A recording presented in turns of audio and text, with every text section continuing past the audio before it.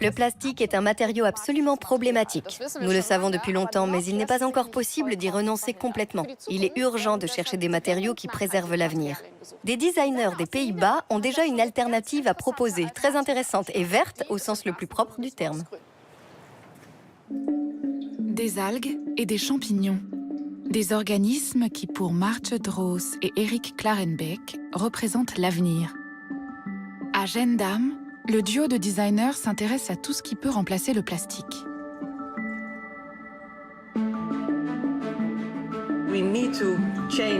Pour modifier notre façon de concevoir les objets, il nous fallait trouver dans notre environnement ce qui pouvait nous servir au mieux dans nos projets.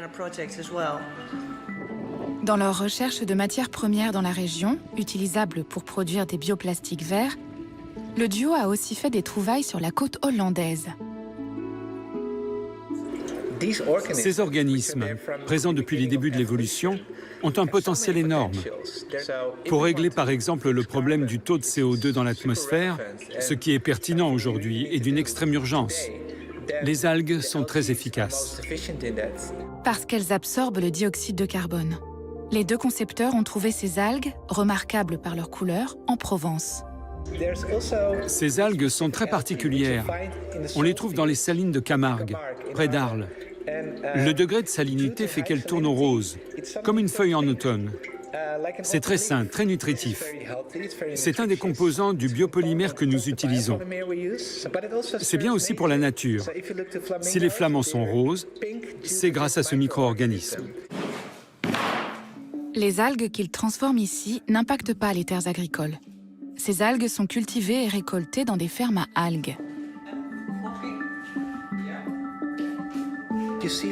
Vous voyez, c'est presque comme du plastique, mais un plastique d'algues. On le broie, on le transforme en granulés, ou on le comprime. C'est super solide et très dur, presque comme du bois. Vous pouvez aussi le presser pour en faire un long fil qu'on peut utiliser dans les imprimantes 3D. Erik Klarenbeek et Martje Droos ont créé, à partir de ce que l'on appelle Weedware, une vaisselle design moderne. On peut la voir en ligne sur le site du musée Boijmans van Beuningen à Rotterdam.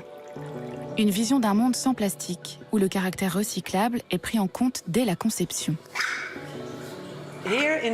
Dans notre toute dernière exposition, nous montrons les tasses de Vénola. Elles sont composées de deux parties.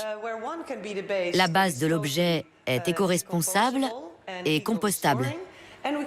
La partie supérieure est adaptée au contact alimentaire. Preuve que ce matériau est vraiment biodégradable, ces escargots qui se régalent de la vaisselle en algues. Une véritable alternative verte.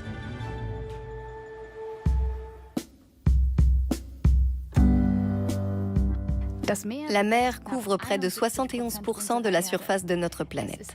C'est le berceau de toute vie. Malheureusement, elle se transforme de plus en plus en dépotoir. Chaque année, près de 10 millions de tonnes de plastique y sont rejetées.